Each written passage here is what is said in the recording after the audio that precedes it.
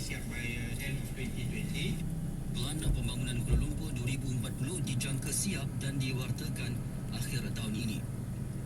Dalam perkembangan lain, RM250,000 diperuntuk bagi membaik pulih 16 gerai yang hangus dalam kebakaran di Pasar Sentul pada 31 Disember tahun lalu. Jelas sekali kerja-kerja membaik pulih dijangka siap dalam tempoh 3 bulan. Bagaimanapun, beliau memberi jaminan untuk menyelesaikan kerja-kerja tersebut secepat mungkin. Ini pula berkenaan kes keracunan makanan di Sekolah Menengah Agama Kerajaan Johor di Kluang. Jabatan Kesihatan Negeri melalui Pejabat Kesihatan Daerah tersebut sedang menjalankan siasatan terperinci yang meliputi kebersihan premis, pengusaha, pekerja dan faktor sekeliling. Esko Pendidikan, Kesihatan dan Sumber Manusia Aminul Huda Hassan memberitahu siasatan awal mendapati punca keracunan disebabkan penyediaan mi goreng di kantin berkenaan.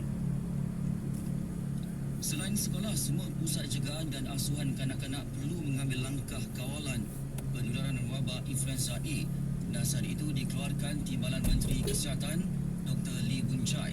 Mereka juga diminta untuk membuat saringan kesihatan terhadap kanak-kanak. Jika didapati mempunyai tanda jangkitan, pemilik premis serta ibu bapa perlu menghantar kanak-kanak terbabit mendapatkan rawatan. Malah mengelak untuk pergi ke tempat-tempat awam dan digalak memakai penutup hidung dan mulut. RTM akan terus memainkan peranan utama sebagai penghubung antara kerajaan dan rakyat. Ini terutama dalam menyampaikan mesej agar difahami dan diterima masyarakat.